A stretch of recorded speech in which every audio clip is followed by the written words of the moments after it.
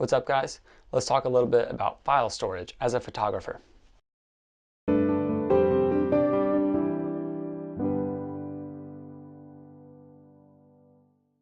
So as a stock photographer, you're probably going to need to organize a lot of files. Me personally, I think I have around 800 to 900 gigabytes of files of raw images and also processed images. It's important to sort of consider how you structure these file systems so it's easy to organize them and go back to find old images or whatever reason you might have to access images. Firstly, I will say that I have one main 2 terabyte hard drive that I've used for about 2 years since I started photography. It's a little slow now and it's a little loud, but I still use it for all of my old images.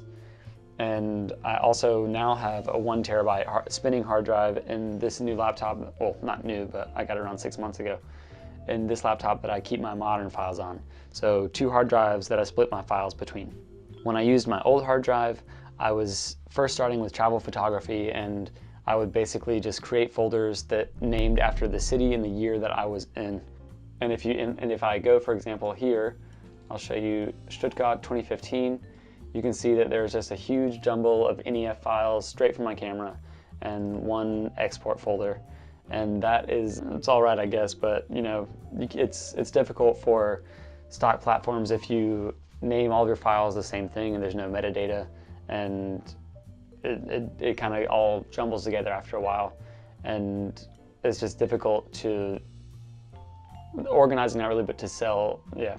And then whenever I got a little bit of experience as a stock photographer, I began organizing my images after the date that they were shot. So I would give a date to each shoot and a folder, and I would store the NEF files in an NEF folder, and then I would access this folder with Lightroom, and this is how Lightroom would establish then my catalogs of images.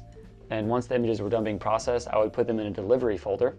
And around this time, I had realized the importance of metadata, and I had started adding metadata to my images. I also had considered storing my files on a private platform, so with a watermark.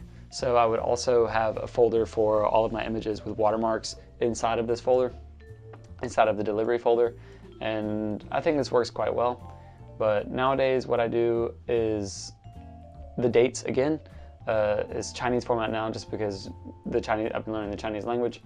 And when you open it, you can see that I have my NEF files, and then I have a folder ohne Wasserzeichen and mit Wasserzeichen. Ohne Wasserzeichen means without watermarks, and mit Wasserzeichen means with watermarks.